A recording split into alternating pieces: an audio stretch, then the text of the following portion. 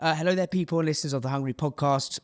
Today I'm absolutely thrilled to welcome back David Gluckman onto the podcast. David was actually our first ever episode all the way back in 2020 in the shackles of lockdown.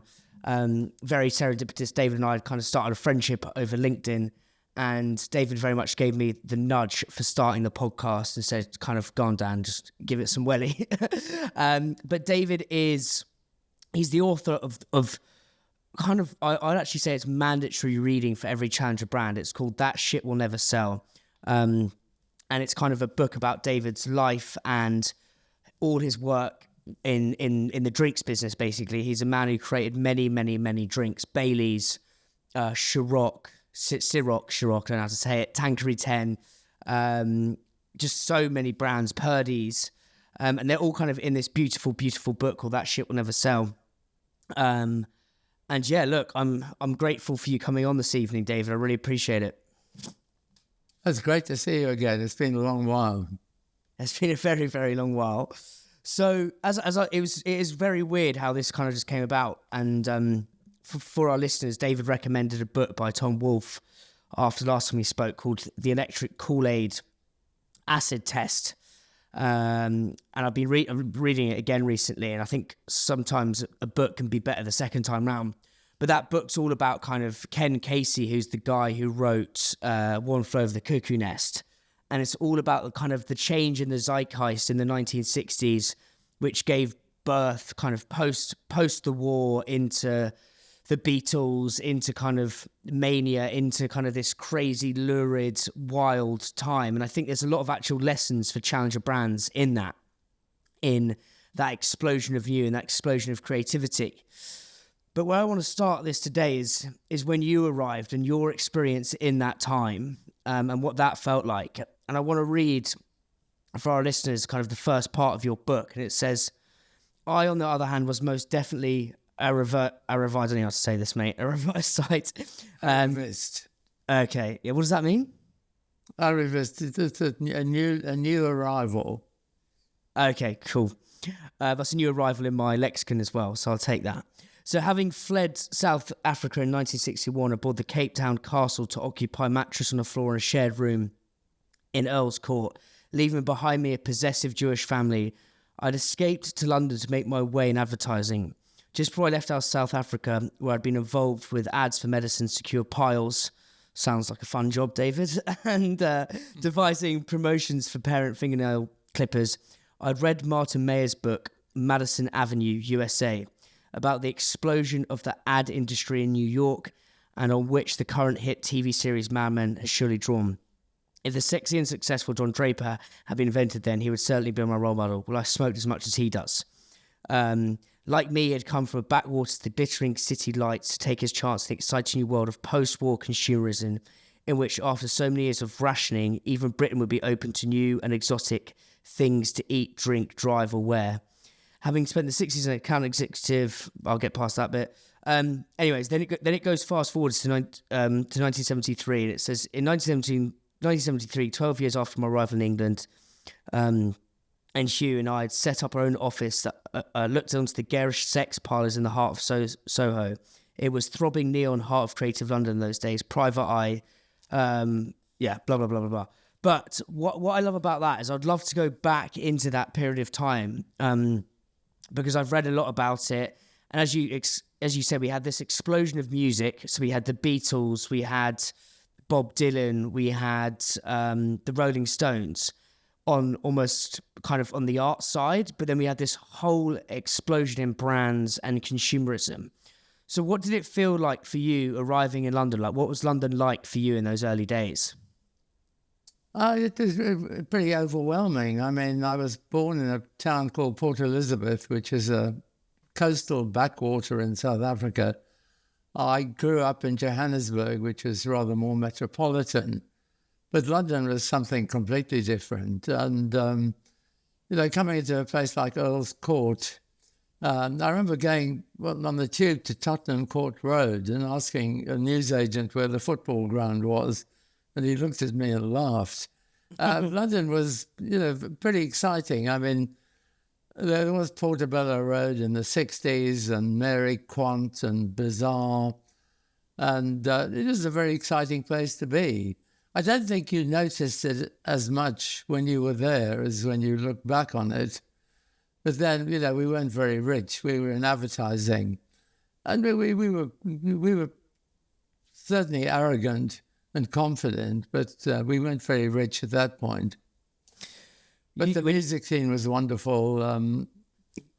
So what? The world was great. Yeah, because I'd love to. It seems like a glorious time to be alive. I think it always does retrospectively. But when you said we were arrogant and cocky, how so? Oh, we were just super confident. We worked in an advertising agency which kind of punched above its weight. It was a bit like the Don Draper's ad agency. In fact, it was owned by Americans and, you know, was kind of conservative.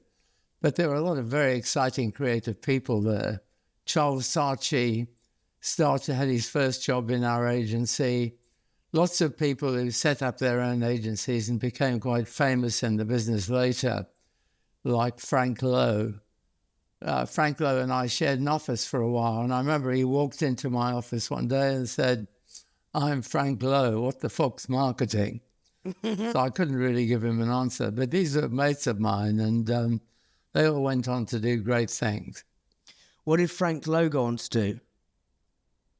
To run a global advertising agency called the Lowe Group, which was incredibly successful. He was an architect behind a lot of the great advertising campaigns of the 1970s when he worked in an agency called Collett Dickinson and Pierce.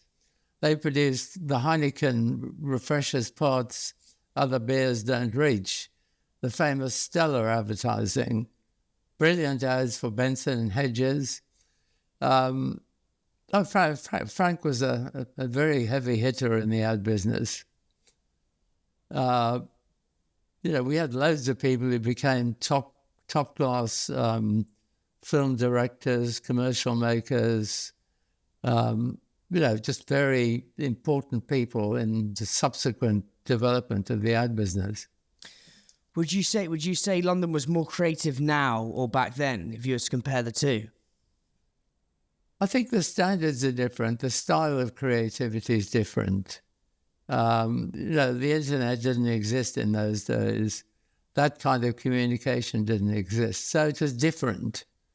But I think English advertising kind of picked up its style from the better agencies, picked up their style from Doyle Dane, Bernbach in the US, which was a real groundbreaking advertising agency.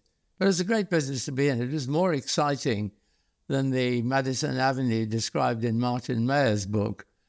But I owe a lot to that book, as we all do to books, I think, because that took me out of having no clue what I was going to do for a living and turned me into somebody who was an ad guy. So, because I'm trying to, why was it so exciting? Because I really believe you can learn from eras. So I'm trying to think of people who are listening to this, trying to think of ideas and come up with ideas, because in this book, there's fucking loads of ideas of drinks brands, loads, like hundreds.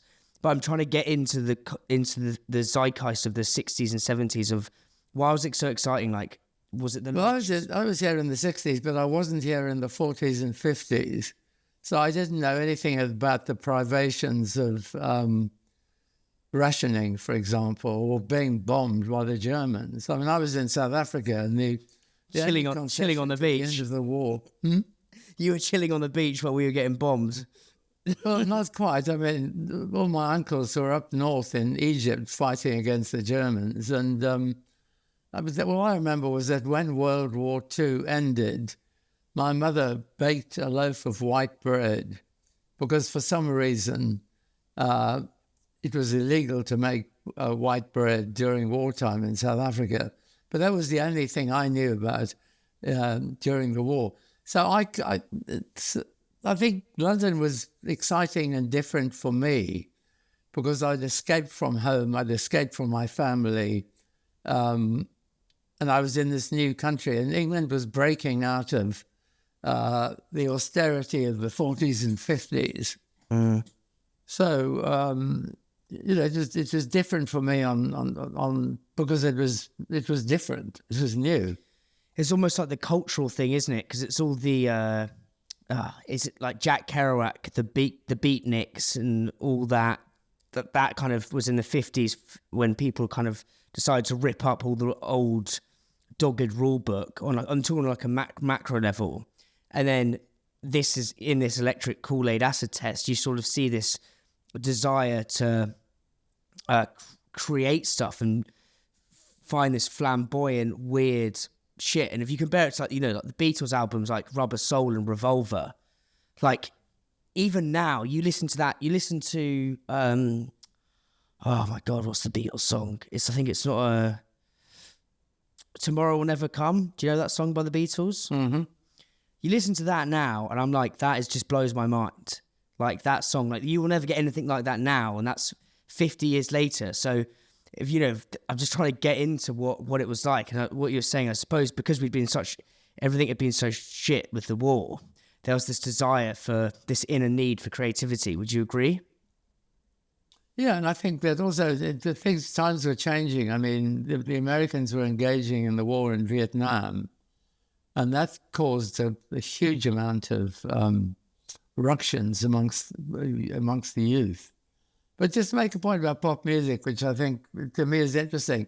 I'm old, so I will look at pop music in my time and say it was better than it is now, because I knew it better. It's not because it was better. It's just that I was more familiar with it. I could sing the songs. I could dance to the music. But that's a very common thing. People who grew up in the 80s would say the same thing about their music. But it was just a great time. I was free. I didn't have anybody to answer to. I think the other kind of liberating things were the contraceptive pill. I think in the 50s, people were terrified of sex because they were terrified of the consequences of getting people pregnant. And I'm sure girls were the same, had the same problem, being terrified of becoming pregnant. So that was a great liberating force in all of this, the contraceptive pill. And what were some of the bands you were listening to? Because I actually personally think there's a reason that Elvis is still some of the best music. The Beatles is some of the best music. The Rolling Stones. I actually think the music was much better back like years ago, like years and years and years ago. You can say that. I can't say that because it makes me sound like a crusty old guy. But have you heard of the Lindy Effect, which is by Nassim Taleb, which is basically the best books are the old books. The best books are the best music is the old music. The best it's not completely true because I'm sure I do like to boogie to Taylor Swift occasionally, but it's don't buy a book from the top 100 because people are paying to be on the top 100 list. Go back and find all the old books. Those are the ones that if they stick around long enough, they're good. And I think that is the same with music. Like Elvis, you listen to that I Had a Dream song. It's like you won't hear anything like that today. It's just insane. But anyway, we should probably start talking about food and drink because that's what I like to talk about. But it's just interesting. Yeah. It's interesting getting more of a kind of understanding of the territory and the landscape you're kind of operating in. I think for listeners, and I know you've probably waxed lyrical about this story loads, but I'd love you to talk to us about how you created Bailey's because it's an iconic story. It's a perennial story, and it's a story that there's just so many delicious insights and lessons. So yeah, do you want to kind of talk about that? Well, let me try to give a slightly different perspective on it from the normal one because I'm a bit tired of that one. I think Bailey's started 10 years earlier than 1973. In 1963, working in an ad agency, an incredibly charismatic guy came in from Dublin. He was 28 years old. He was a famous rugby player. And he'd been tasked by the Irish government to turn Irish butter from an anonymous commodity, which commanded only the lowest possible price, into a brand. His name was Tony O'Reilly. He became a very famous businessman. And he came to an ad agency for some reason. I suppose ad agencies were the most likely sources of that kind of input, and said, here is Irish butter. I want you to turn it into something that will enable me to command a decent price for the Irish farmers. Very important part of the economy. And I was only a minor player in this. I came in late in the day, so I can make no claim to having invented any part of it. But the brand was called Kerrygold. It became one of the marketing successes of the 1960s. O'Reilly's name went up in lights. He became president of Heinz and went on to great things. But Kerrygold became a brand, and Kerrygold achieved his grand objective of making money for the Irish Exchequer, which was incredibly important. And it was great because it wasn't just working on fingernail clippers or pile remedies. This was a national cause. And this was the development of a brand to serve a national purpose, which was fantastic for me. I mean, it was something you could really go home and feel very proud about. And O'Reilly had a huge impact on me as a man because having dealt with him, he was amazing. I once wrote a TV commercial, which was outside my remit in advertising.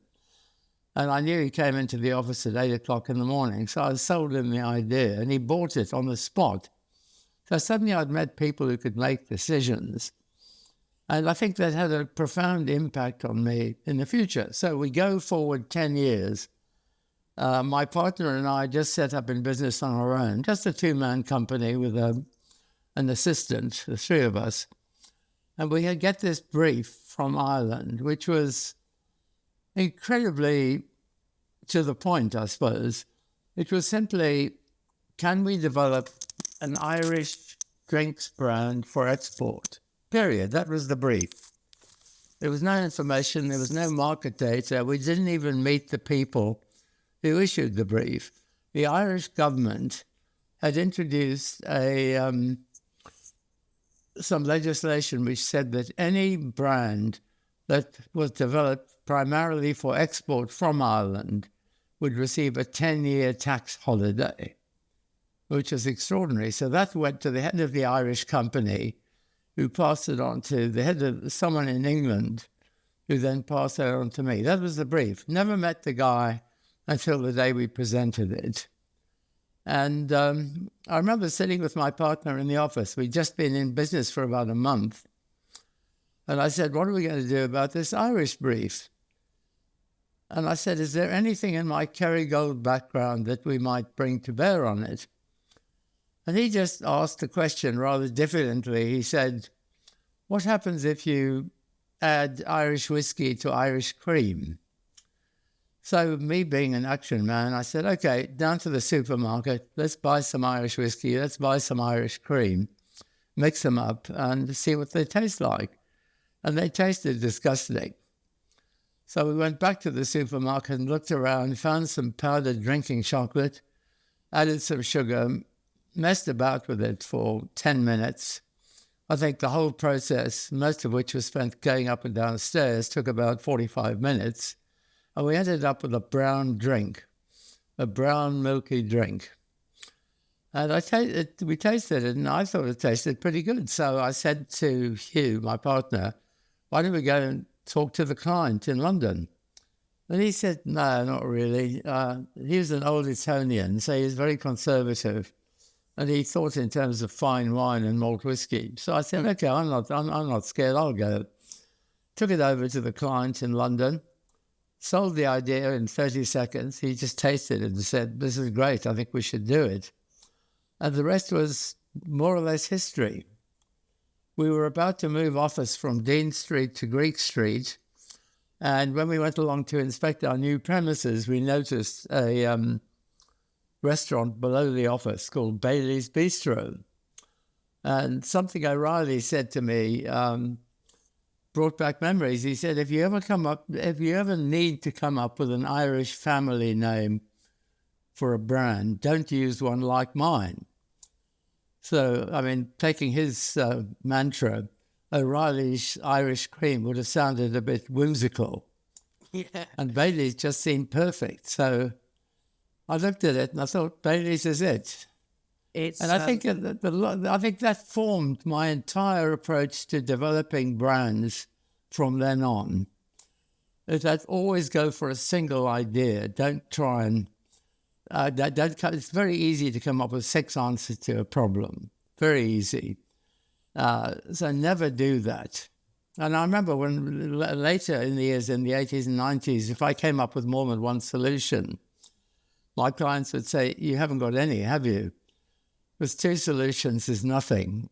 It has to be one solution.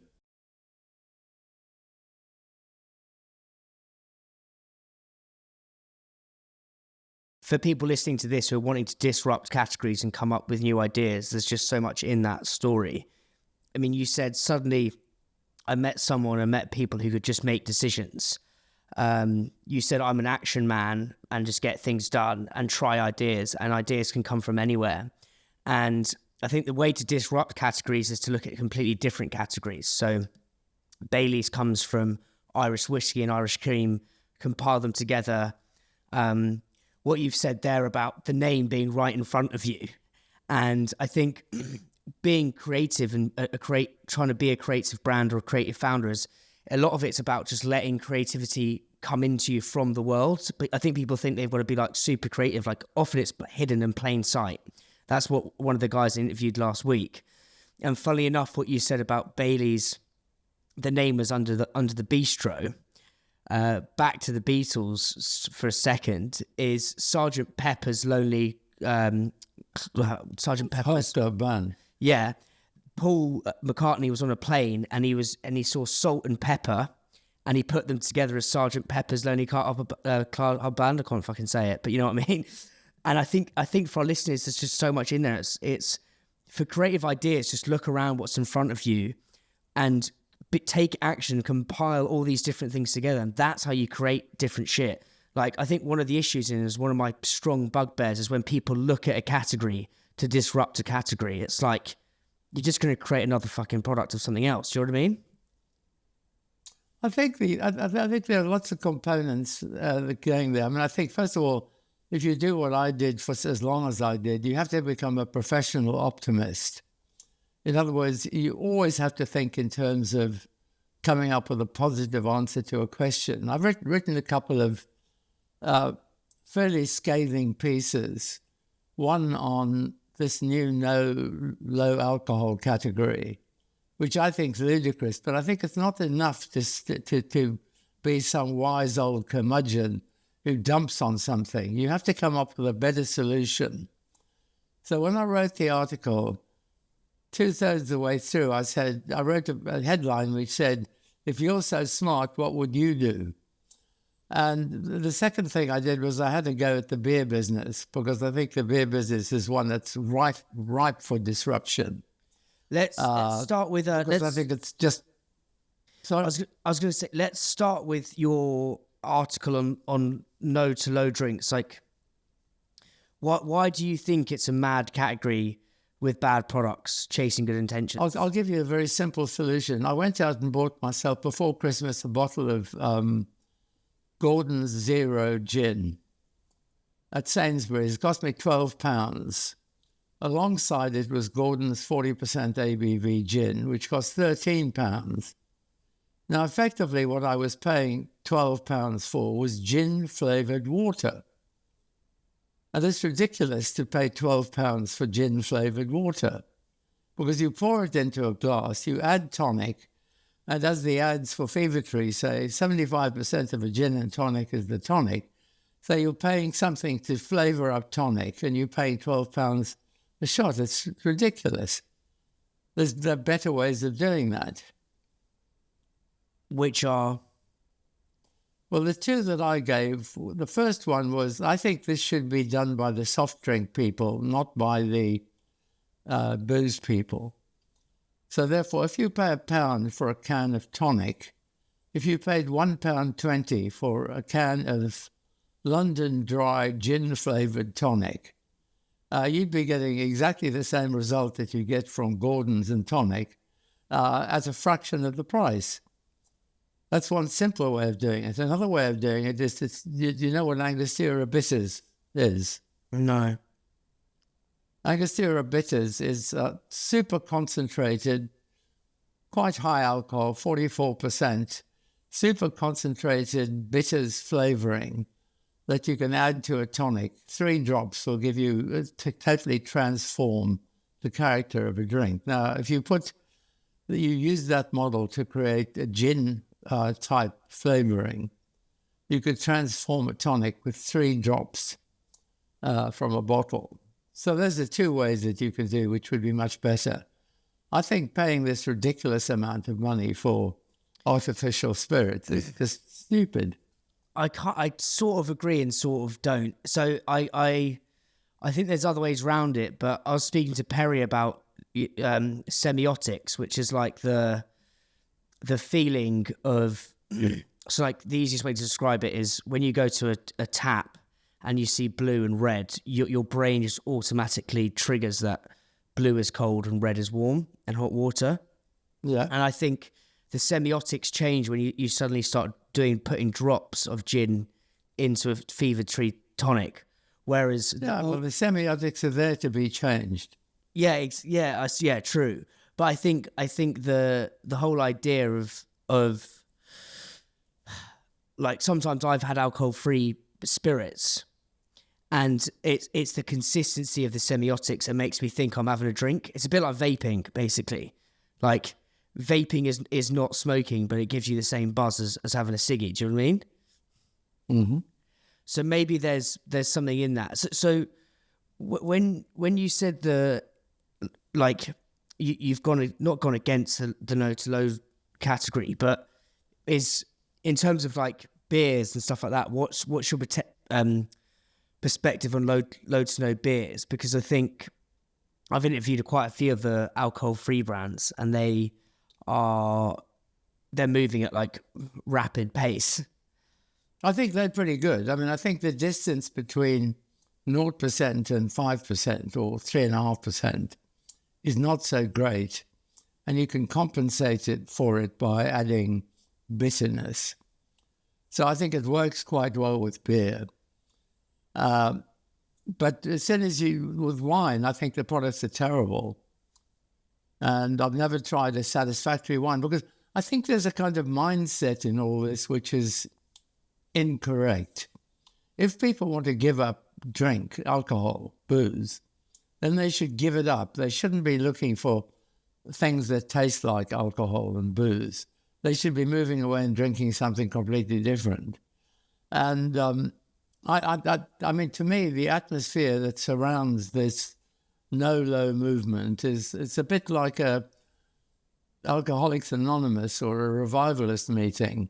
I mean, if you want to give up drink, do something else, but don't drink artificial substitutes for it. Yeah, and also I think my view. I think we're going potentially too far the other way, personally, whereby we're evangelizing non-drinking and being sanctimonious to those who drink. So I took 6 weeks off drinking. When was it?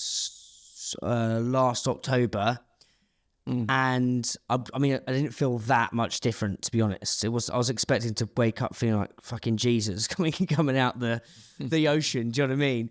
And I didn't. And there's a huge cultural change, even with my friends. It's like, oh God, you're having a drink tonight, as if it's like there's this punitive thing, and it's interesting. So I kind of get that side of the coin, but then I also get.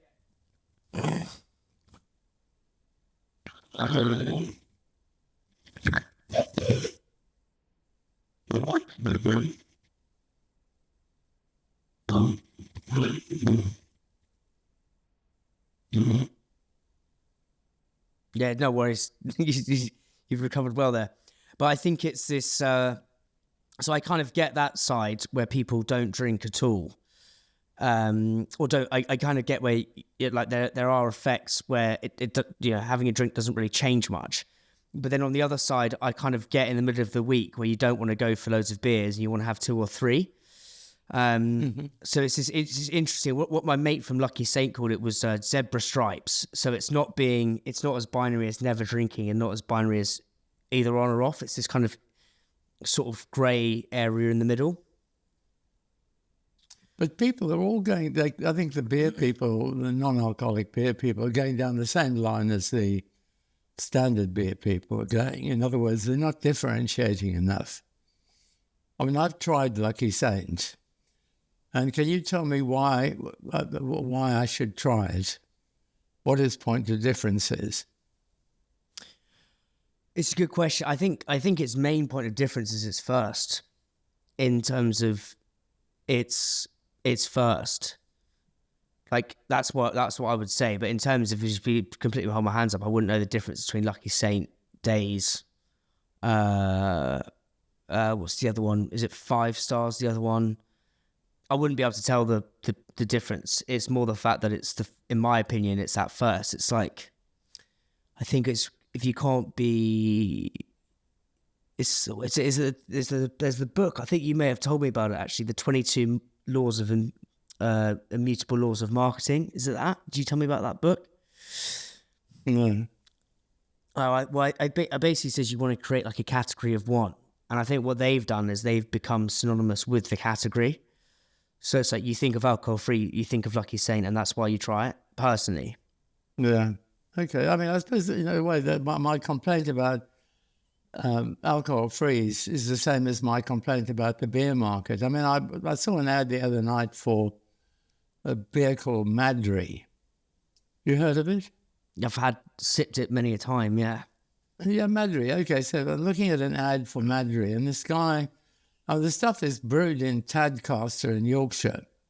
What Madry? And somebody sips it, and it ends up making them feel as if they're in Madrid, which is complete bollocks. I mean, it just tastes like any other beer.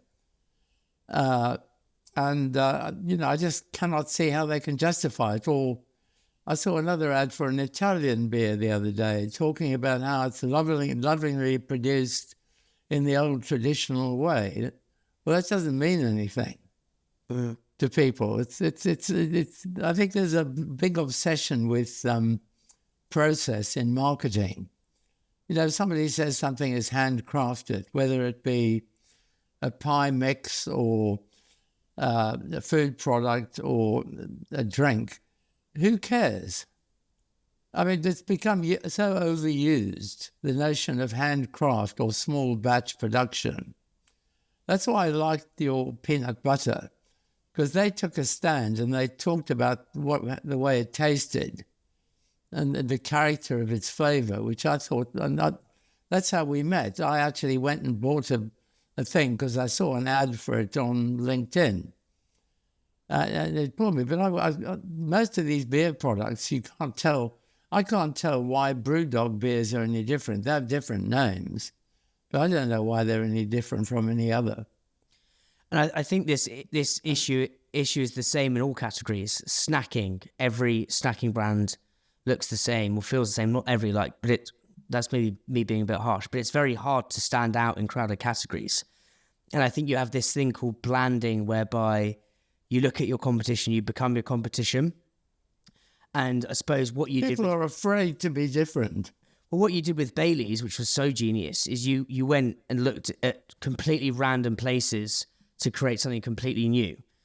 And I'd love to go into, so say you were to start a beer brand tomorrow and you were trying to get it on a pump at a pub or in a supermarket shelf, and you've got, all the big players. You've got Madry, you've got Heineken, you've got Stella, you've got Foster's. Like, how would you go about doing that? I'd build it on a word. In other words, I'd find a word that totally polarized opinion about the beer. I'd call it sour. I did it once with Watney's. Came up with sour mash bitter.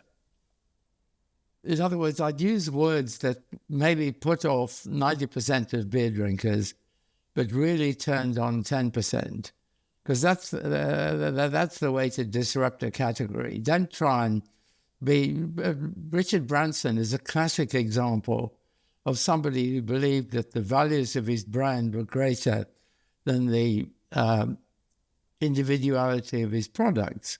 I mean, he brought out Virgin Cola, and he, said, okay, I'm going to compete with Coke because I'm Richard Branson. I'm the great new hippie guy from the 70s who's going to change the world, and people are going to flock to my brand.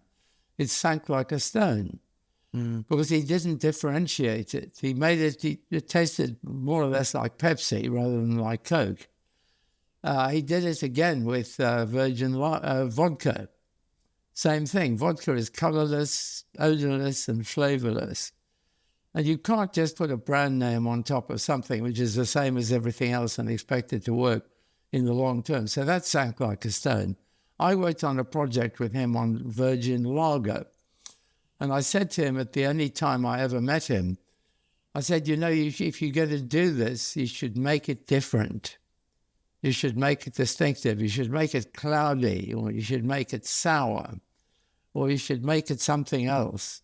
He said, no. He said, I will make it taste like Budweiser and the brand name will carry it. Well, fortunately for him and for my reputation, he didn't do it. So that was a non-event. It's about owning a word. And I interviewed a guy called David Hyatt, who's got a jeans brand, and he said that's what it's about. It's about owning a word and then building everything out of that.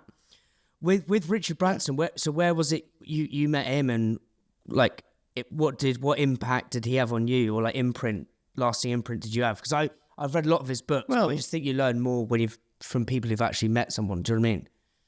Well, I only met him once, and I met him at the Moment of Truth, which was coming along and presenting an idea to him. He had been approached by a brewery called Wolverhampton and Dudley, who produced Banks's Bitter, which is quite famous in the Midlands. And they were going to work together to produce Virgin Lager because he'd done cola and he'd done vodka, and the jury was still out. And the brewery approached me to work on it.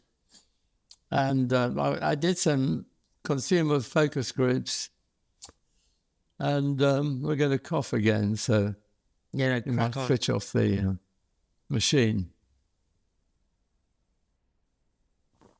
Everybody in the country said, the people I interviewed said, oh, great, he's one of us.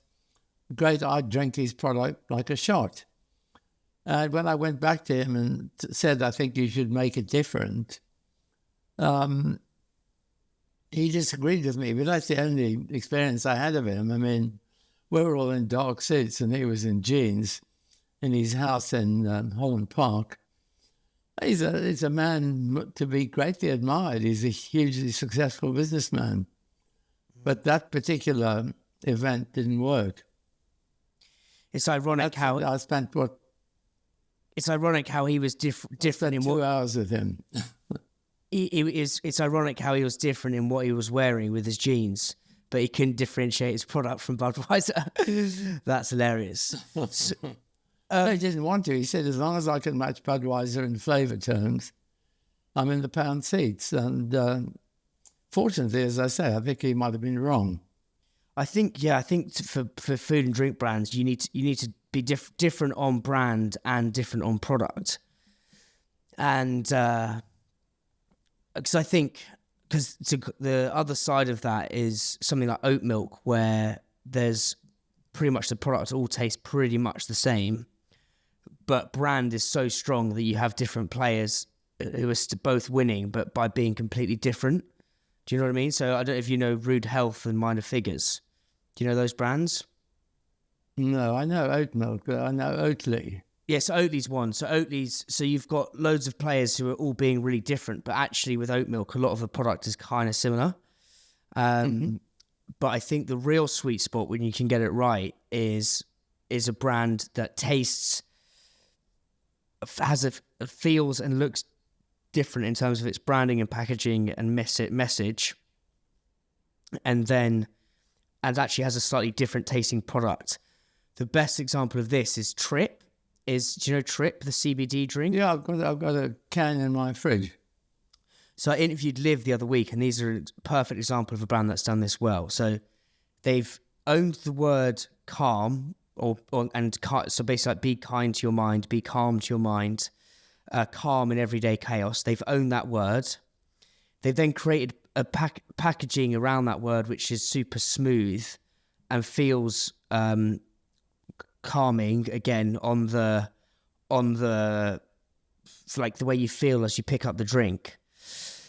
And then third, the actual taste of the product. It doesn't taste like a Diet Coke. It doesn't taste like a Lucozade. It's got chamomile, I don't know how you say that. Chamomile. Chamomile, miles off. Chamomile, lemon balm, all these weird flavours that make it feel, again, calming.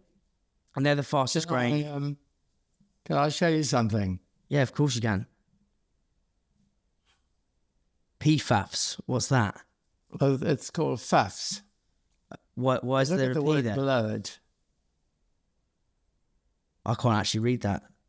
Oh, well, it's in the book, and it's... whereabouts is it in the book? It's called Kalmwasser.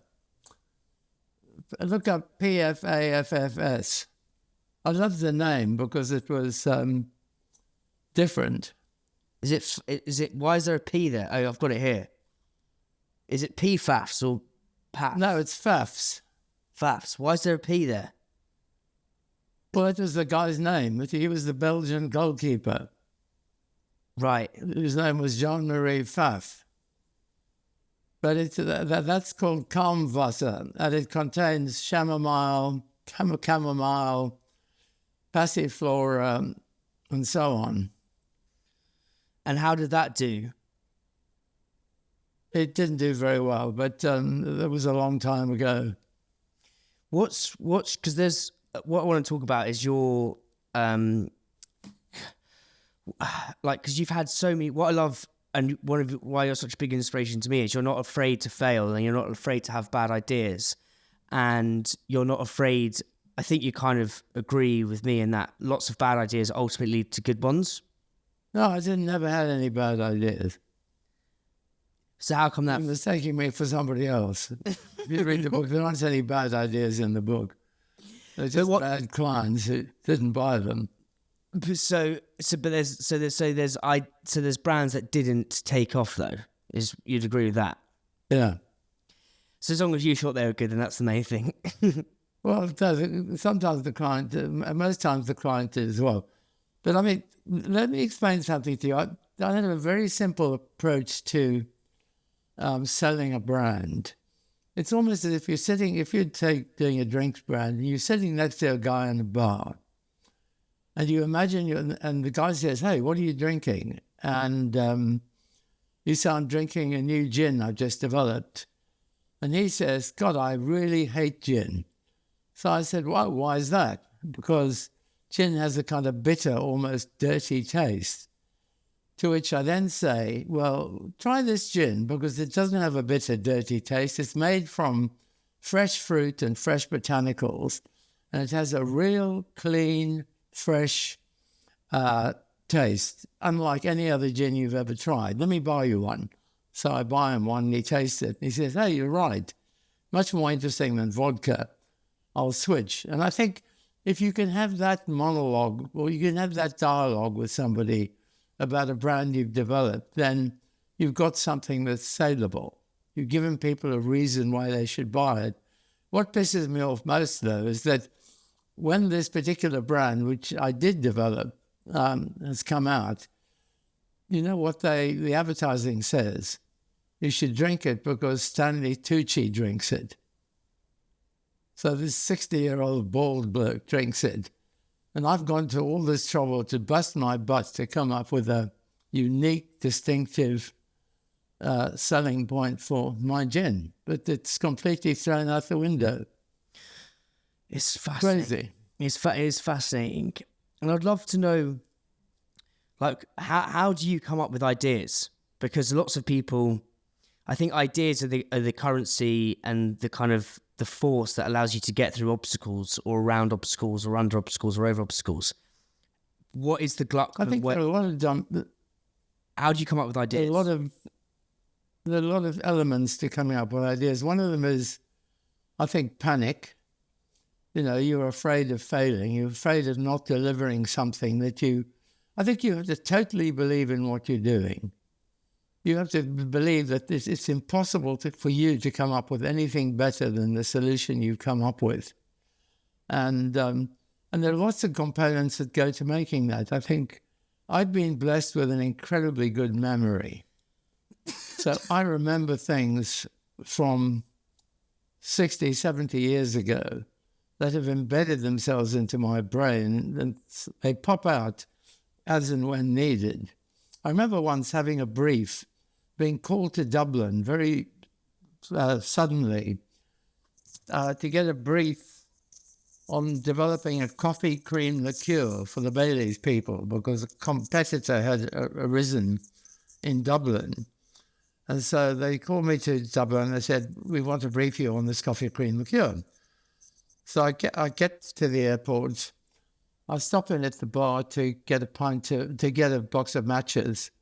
They're pulling a pint of Guinness. This is 10 o'clock in the morning, but that's Dublin for you. Mm-hmm. And that's airports. And I'm looking at it and saying, what a beautiful sight it is. You know, it starts off like a kind of giant Baileys, brown, and then it separates out into its black and white components. It looks wonderful.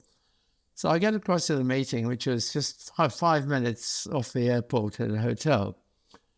And we're in the meeting, and there's about 5 people there, and the client, and they've got all these whiteboards and boxes of data and everything else. And I said to the client, would you mind very much if I ordered a pint of Guinness? He said, hang on a minute. He said, it's 10 o'clock in the morning. We're not an old-fashioned booze company anymore. We're a professional marketing outfit. I said, please, please.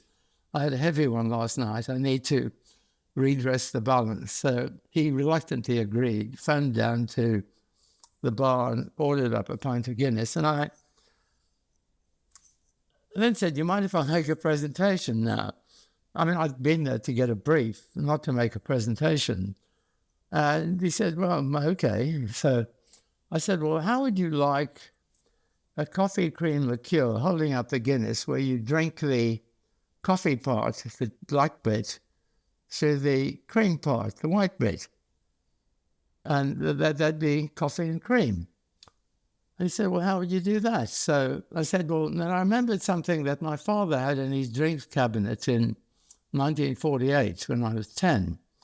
It was 2 bottles joined together, and that had 2 corks and had 2 separate liqueurs in them. One was green and one was yellow. So I said to the guy, imagine 2 bottles. One has 80% of the liquid, and the other has 20% of the liquid. The black liquid's on the 80% side, and it has a big hole at the top. So when you pour it, it cascades out. And the other one has a small hole where it trickles out and settles on the top. And he bought the idea on the spot. The whole thing took 3 minutes or less. And the guy bought the idea on the spot. So the whole meeting took no more than about 5 minutes. And we had a brand called Sheridan's, which came out of it. And it's amazing. And I think the guy who gets the real medal for that is not me, but the guy who bought it. Because it was his money, it was his career, it was his responsibility. And now he's an incredibly successful drinks operator in Ireland, has his own distillery, has an amazingly successful brand called Gunpowder Gin, which you may have heard of. We'll look it up now. And the rest is history. What I love about that, David, is there's a great sales lesson as well in there in terms of show, don't tell. And I think you picking up the Guinness and saying, look, it creates theatre, it creates it's different, it's remarkable, but like, hang on, mate, I'll have a pint of Guinness at 10 a.m. Like, there's a story there. One, there's storytelling. Two, you're showing people. If you tried to say to someone verbally, and i.e. telling them, like, yeah, I want to create a liquor that's a bit like a Guinness, people would laugh at you. Well, maybe not, but they'd walk you out of the room. Whereas by saying this is what it's going to look like, showing them. And I think there's a delicious lesson in that for our listeners in terms of showing. Don't tell. First lesson. Second lesson, ideas and creativity's all around you. You've got to be a conduit to those ideas. Whether it's you going through an airport thinking, right, fuck it, there's someone having a pint of Guinness at 10 a.m. and that's where the idea comes from. I love that. I think what you can do also, which people don't do enough of, is people talk about ideas in hypothetical terms. So you're dealing with something which is written down on a piece of paper. And I think in most cases you can do it yourself. I remember doing a dog food for Quaker back in the 70s. And I had this crazy idea that everything they say about dog food and pet food is about anthropomorphism, which just means that you treat your dog like you treat a fellow human being. So therefore you're satisfying your own sensory, your own senses as well as the senses of your dog. So what we did was we constructed a dog food using products that Quaker already had. They had semi-moist things called mince morsels and other sort of semi-moist products. And we took some Quaker cereals and we added OXO cubes and we mixed it up. And it was a delicious smelling stew. And we actually added water to it and mixed it up in the presentation. And I even tasted some. Tasted pretty disgusting, but I made a good fist of it. Mm-hmm. And the client was persuaded to do it. But there was a problem eventually, because when they tested it amongst consumers, the smell was so irresistible to dogs that when they added boiling water, you had to let it cool down. And the dogs went berserk and tore the kitchens apart. Messed up all the shelving and stuff, trying to get at it. So that doesn't succeed. But yeah, but either way, it's the whole idea of just constantly tinkering, applying different things to different categories, having different ideas, and amalgamating lots of different separate things into one new thing. I ultimately think that's what creativity is. I think that's what ideas are. Is nothing's truly original. You're picking different pieces. Have you heard of the gin brand N Gin? N Gin. I've heard of it. I don't know why. It's special, but it's a gin brand, all based on racing. N Gin, N Gin.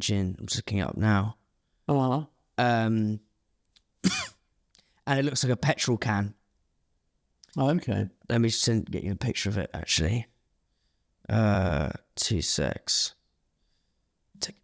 I think gin is one of those curious categories that's getting ready to implode. Because there's too many gins around now. Yeah, look at this one, David. Can you see this? If I show you this. Oh, can you see that? No, not very. See that? Engine. Oh, yeah, no, I've never seen it. So what they've done is they've got their whole brands based on racing and racing cars, but it's ultimately just gin. But by going to look where no one else is looking, they've come up with something pretty unique, and it's beginning to kind of spread like wildfire across London bars, or at least the ones I'm drinking in. But why do you think gin's about to implode? Because there are too many brands.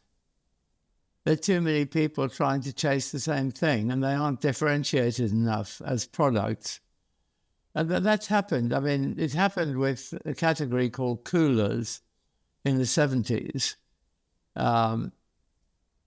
It happened with, look at Smirnoff Ice, how huge that was and how much less huge it is now.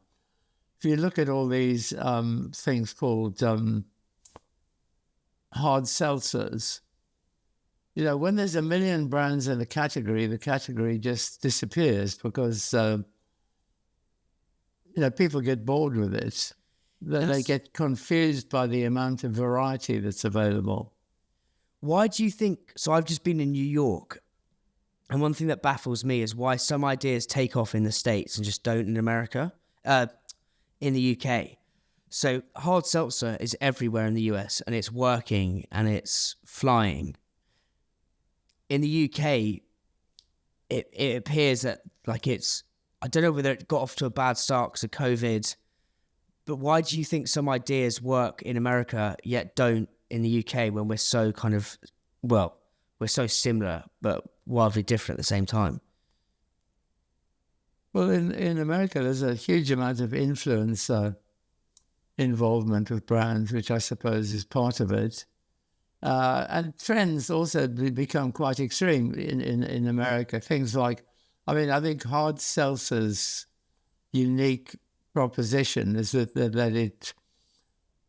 it's relatively lower in calories than other mixed drinks. I think there's a huge market for. I love the model that beer gives you. Beer is low alcohol, lowish in alcohol. Therefore, you can glug it down. It quenches your thirst. And I don't think enough people have taken advantage of that category. Hard seltzer, White Claw, I don't know. Big advertising spends, perhaps. But no, big companies like Pernod Ricard and Diageo kind of own the world. They can make everywhere operate like the US if they want to. Choose to, yeah. It's fascinating. Where I want to go to now is just some sort of bigger kind of questions or just conversational paths.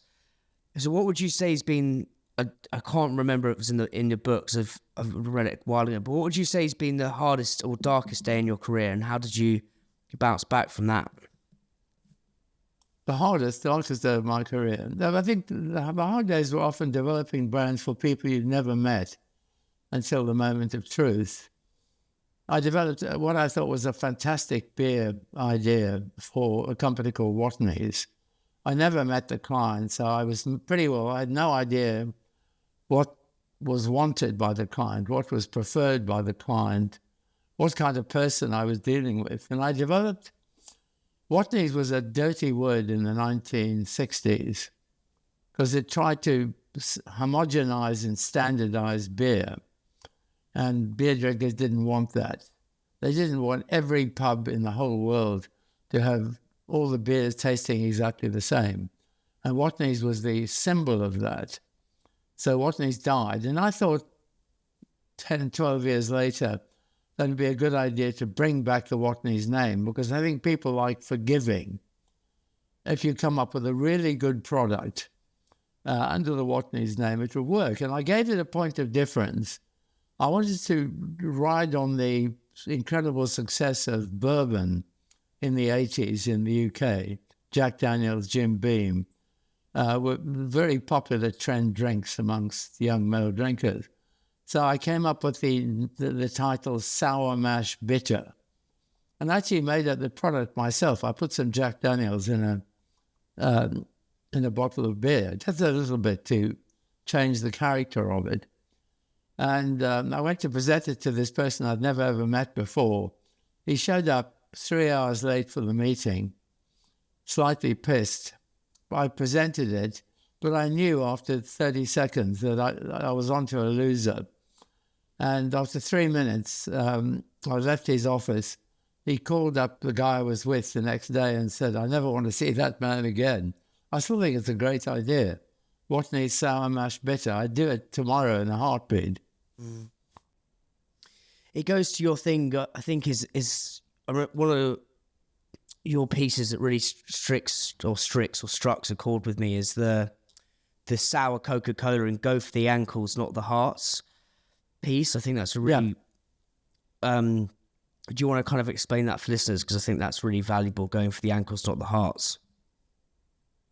Well, I think the issue there was that quite often you might be called upon to compete with a mega brand. How do you take on Coca-Cola? Well, I think Branson proved that you couldn't take on Coca-Cola on its terms by trying to be the same but different. What you have to do is to be brave and take a stand. So I came up with the idea of, what about sour cola? Now, conventional companies working in conventional ways can't cope with that kind of thing, because it's the kind of idea that 5% of all Coke drinkers might find utterly irresistible. But nobody will go out and do consumer research which proves that 95% of people reject your idea. I think it's rubbish. So you have to have the balls to go with something like that. Again, I'd do sour cola in a heartbeat, because I think it's differentiated. It said it's not like Coke. It is of the same genre as Coke, but it's not actually like Coke because it's sour cola or bitter cola. So that's not aiming for Coke head on. It's taking a bite out of one of its ankles. It's like, and I think it's a good strategy. I think there's something that, like, innovation happens at the edges, and I think people try and look, i.e. the ankles, whereas people try to look at in the middle, in the heart, where it's really busy and crowded. Gin's a perfect example. Like, you've got Edinburgh gin, you've got a gin in fucking Bognor Regis, you've got a gin everywhere. Do you know what I mean? It's like there's more gins than there is cities at the minute. Which is interesting. Whereas if you were to almost, I don't know, like pick somewhere really random that isn't a city, or pick something that's, well, typical case in point, Engine. They haven't named it after a city like every other gin brand. They've started looking at racing cars, and they've gone for the ankles, and they've created the sour cola, and it's actually working. I think that's a great example. Okay, but tell me something about Engine. I haven't seen it, so I can't comment. Why should I buy it? You're sitting next to me in a pub, and you say, well, this thing's all about racing. So I say, well, I don't give a toss about racing. Tell me why I should buy the gin. So you've unlocked a really good point, actually, because there's a massive difference between people talking about your brand and people actually buying it. So Engine is actually, I'm just looking now on the World Wide Web, Italian organic gin is what it's saying. I don't care about that. I don't care if it comes from Italy. Well, yes. So there's a big point of brands that are really good at marketing, but is their product different enough for people to buy it? So yeah, I've remarked about how it's disrupting the category, but is the product, like, why would I buy it? You know what I mean? What's the Exactly. Why would I buy it? Because it's Italian. No reason. And that goes into your whole point of pushing because there's all this archaic, not archaic, but all this language that's really hard for consumers to digest, which is all this feature language, like triple distilled, single estate, seed to bean bar chocolate, which brands care about, but the consumer doesn't give a fuck about. So they don't understand it. Yeah, and it doesn't. That speaks to their heads, and you need to speak to their hearts to get people to buy things. So, what sort of language should brands be using to get people to pick up their product off the shelf? Well, I'll give you the example of an idea that never happened, but I wish it did. I worked back in the early days. I worked both in the butter market with Kerrygold and the margarine market with Vandenbergs, who make Stork and Echo and other margarines. And you look at products, and you suddenly look at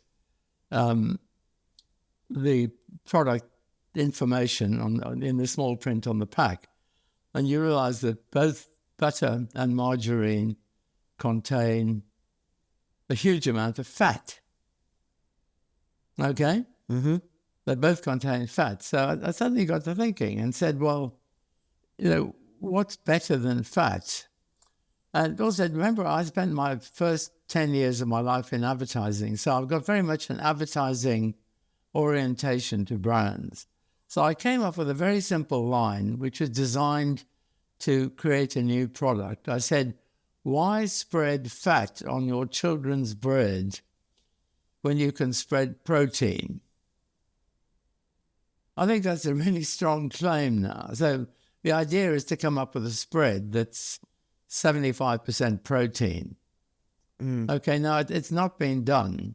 And if somebody hears this podcast and is a chemist who's looking to take on a new idea, go and look for that, because I think it's a great idea. I'd buy shares in it, because it's a very emotive line. Why spread fat on your children's bread when you could spread protein? Protein's about building strength. It's healthy. It's powerful. Fat's a dirty word. So that's a big idea. And if it gets into your podcast, I think somebody might pick it up and run with it. I don't think any technical guy I've met has been able to do it yet. Yeah, fat's a good word, unless one of those paleo, whatever it is, who sort of eat avocado and steak, the keto diet, that's what it is. Where I want to go now, a few more things before we wrap up, is consumer research. And David Ogilvy's got a quote I love, which is, the trouble with market research is that people don't think what they feel, they don't say what they think, and they don't do what they say. And we can go back to the Baileys, because when you did market research on Baileys, people slated it and said it was shit and wasn't going to go anywhere, and now look at it. What do you think, what's your take on market research is where we'll go first?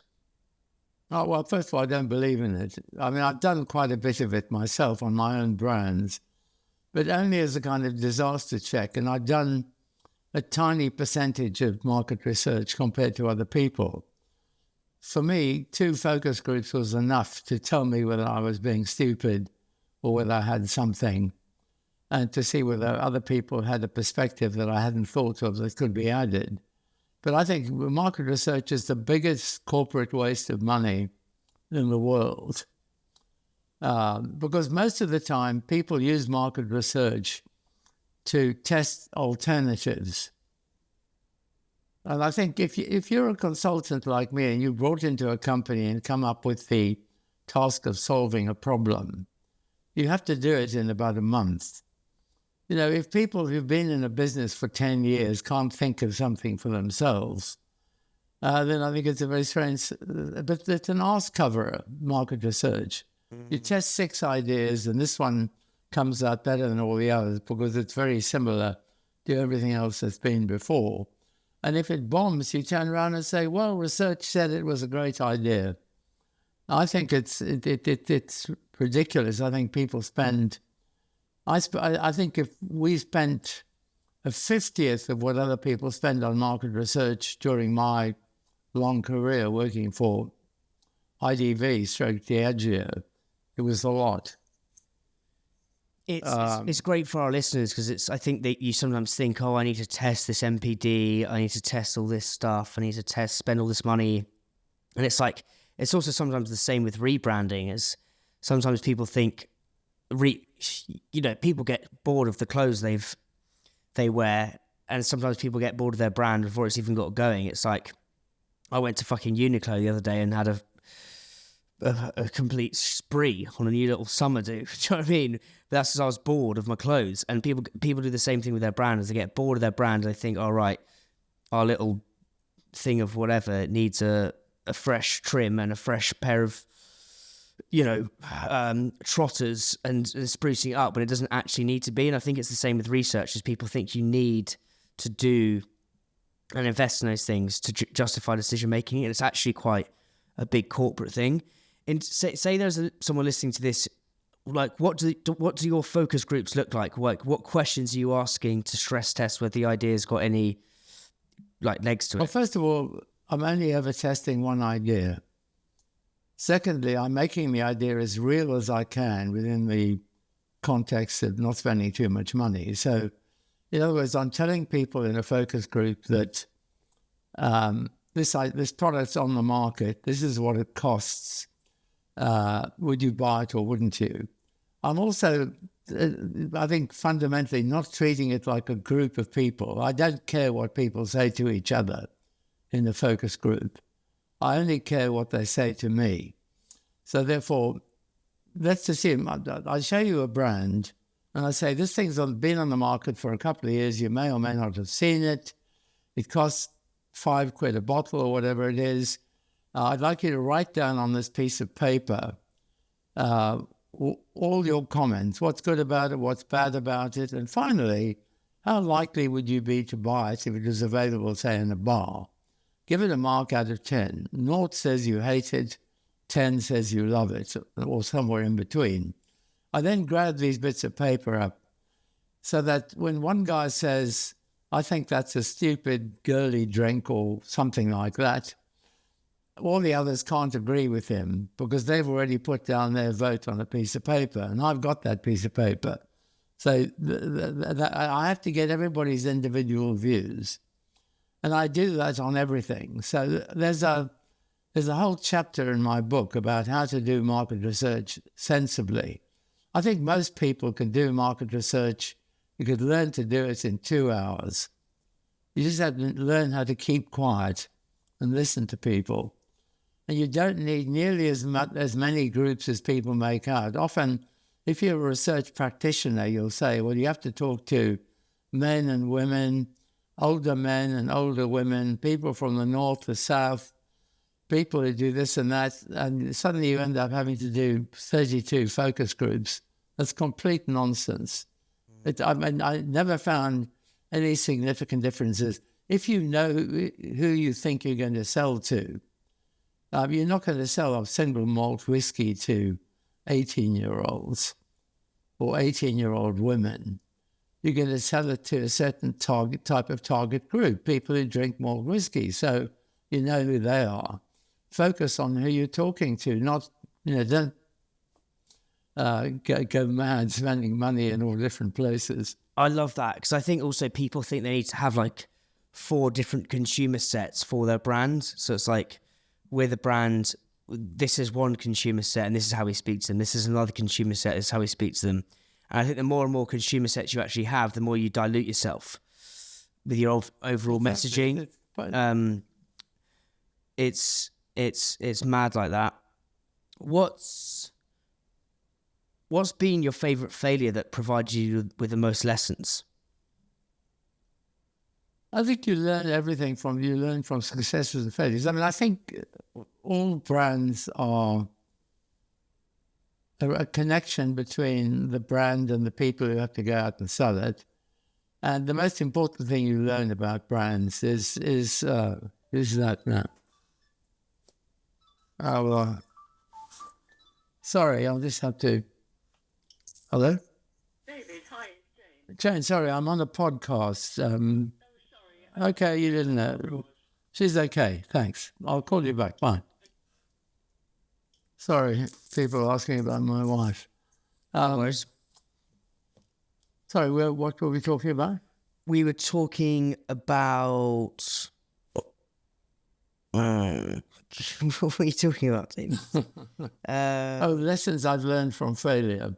Yes, that was it, yeah. I think the lessons you learn from success are more important. The most important thing is the people who buy ideas. You can have the best idea in the world, but if the guy on the other side of the table doesn't respond to it in any way or isn't committed to it, you're dead anyway, so it doesn't matter. So the definition of a good idea is whether somebody likes it. And what would you say in one sentence is a brand? I ask this to like all guests. What would I say is a brand? Yeah, in one sentence. It's a product with a few bells and whistles to make it distinctive.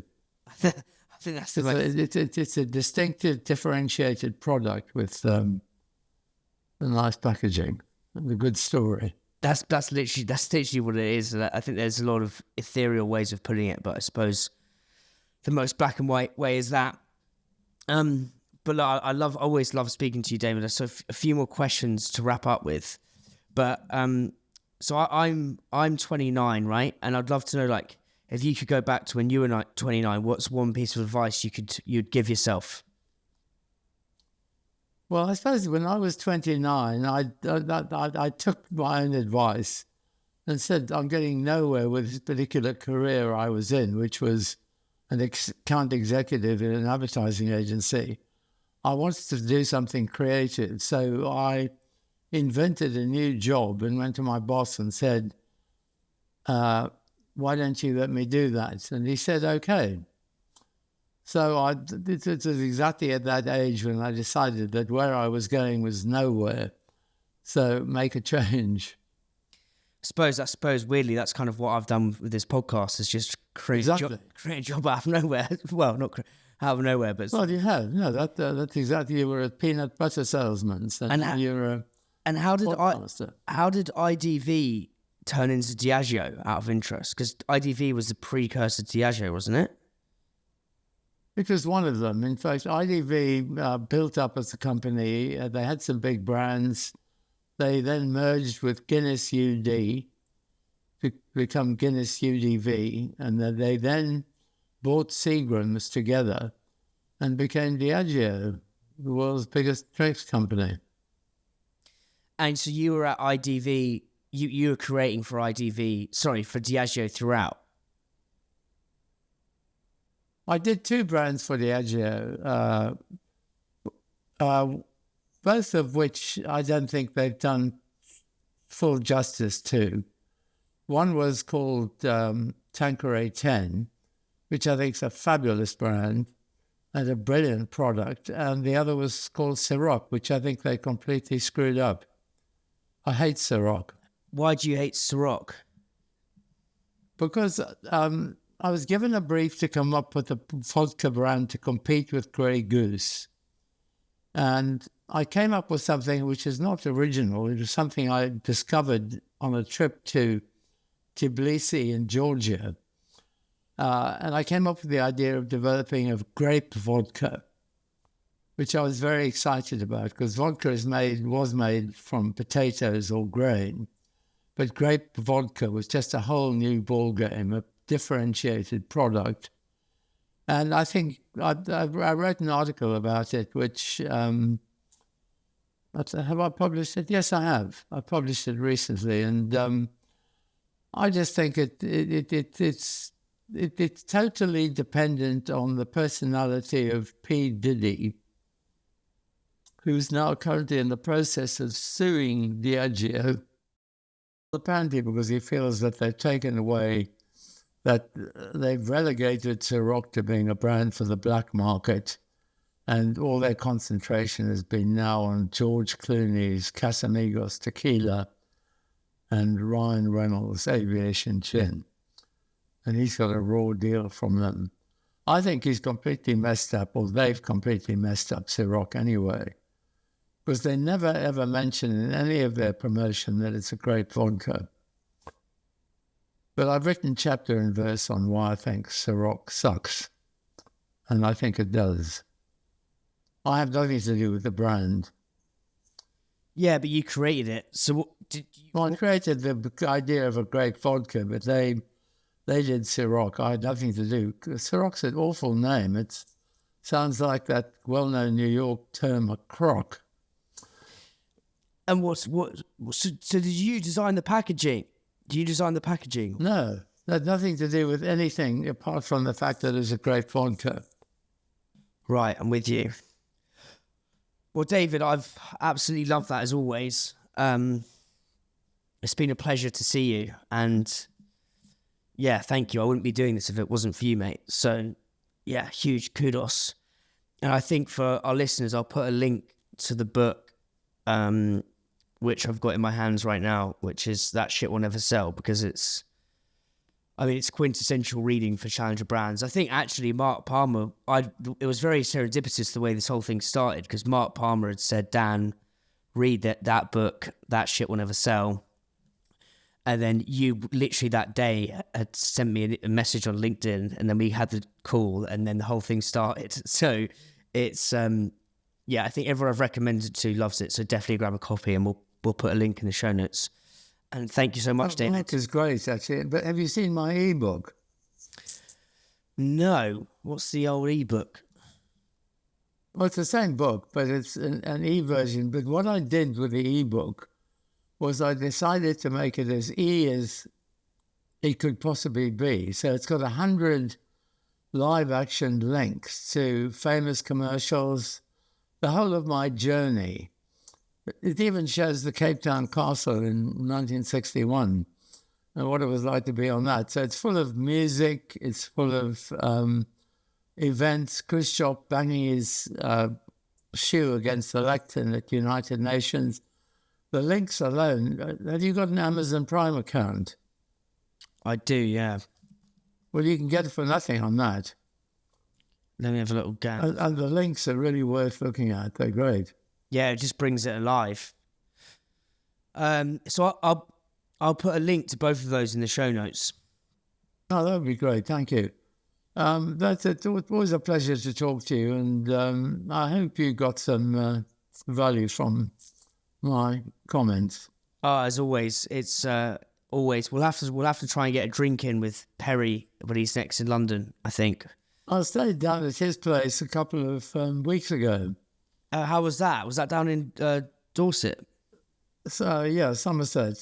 He invited me to do a talk to a group of business people down in Sherborne. And I stayed over at his house. And he's a great guy because he forced everybody to buy a copy of my book, which always pleased me. And that was very pleasant. Talking of that, one of the things that I do, which I think keeps my hand in and keeps me entertained, is anyone who buys my book is entitled to a Zoom call. And I'm very happy to dispense advice at no charge. So I was talking to two guys in Brisbane this morning. We've developed a range of drinks, and they were asking my advice on how they could improve what they were doing. And I thought it was great. I just love keeping my hand in and staying engaged with the business. Yeah, no, it's well, and also like it's we'll 100% put a link to it, and it should be in every Challenger Brands office without fail, because it's just something to flick through over a coffee or just get ideas. Awesome. I'll let you enjoy your evening, David, and thank you so much. It's a pleasure, Dan.